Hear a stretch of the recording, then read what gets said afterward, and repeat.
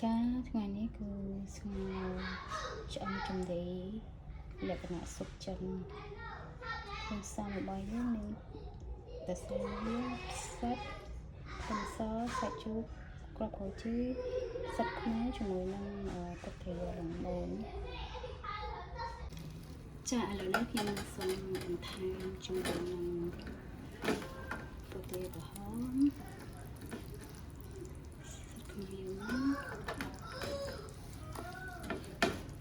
ជាមួយនឹងសរសៃមាសគឺដាក់រំងាស់ឲ្យវាជួយជាតិ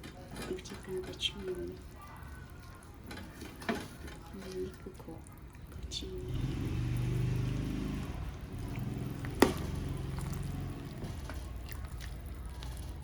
ភាគច្រើនស៊ុបចិនអញ្ចឹងគេញ៉ាំទឹកឯងបងប្អូនព្រោះគេយកជាតិ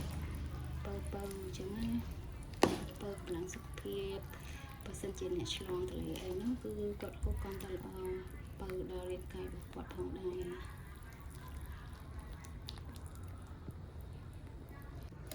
នេះបងប្អូនឆ្អិនហើយមកពណ៌វាចង់ញ៉ាំមែនតើ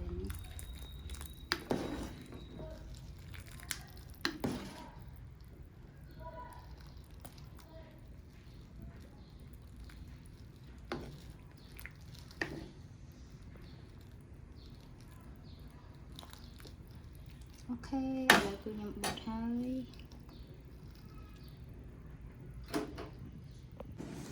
ចាបងប្អូននេះ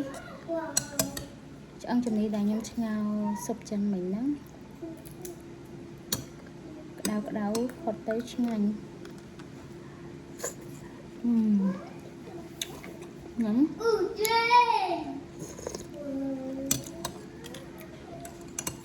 េះពងទាក្រហមសិតរបស់យើងមិញហ្នឹងឆ្ងាញ់ណាស់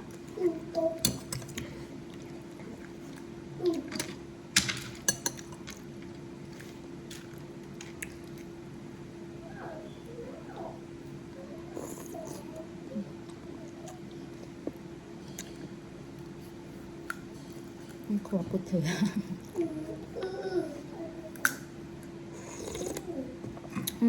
បងប្អូនខ្ញុំហត់ឡើងចានដល់អស់ហ្មង